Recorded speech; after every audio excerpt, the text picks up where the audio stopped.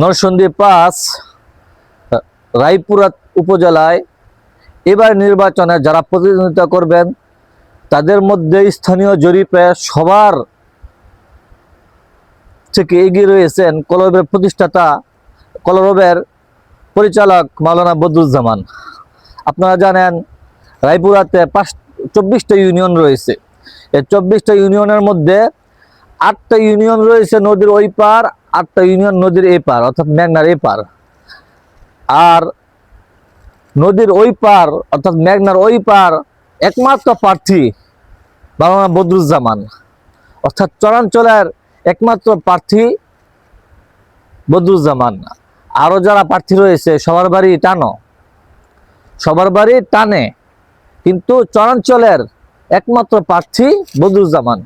এই দিক দিয়ে জরিপে সবার থেকে এগিয়ে বদরুজ্জামান হাত পাকা প্রতীকে রয়েছে।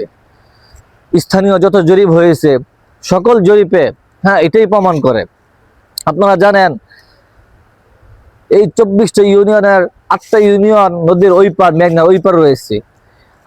বাংলাদেশ স্বাধীন হয়েছে 50 বছরের ঊর্ধ্বে, কিন্তু এখনো এই মেঘনার উপরে একটা ব্রিজ হয়নি। নৌকা ছাড়া, ট্রলার ছাড়া যাতায়াতের কোনো ব্যবস্থা নেই। বদরুজ্জামান চরাঞ্চলের মানুষের সাথে ওয়াদাবদ্ধ যে বদরুজ্জামান যদি নির্বাচিত হয় সর্বপ্রথম তার কাজ হবে চরাঞ্চলের মানুষের সুবিধার জন্য মেঘনার উপর একটা ব্রিজ নির্মাণ করা। এই জন্য সকল চরাঞ্চলের মানুষ দল মত নির্বিশেষে এলাকার সন্তান হিসাবে বদরুজ্জামানকে বেছে নিয়েছে, যেটা স্থানীয় বিভিন্ন জরিপের মধ্যে উঠে এসেছে। এই জন্য এবার বলাই যায় এবারের নির্বাচন নরসিংদী ৫-এ বিপুল ভোটে বিজয় হবে মাওলানা বদরুজ্জামান।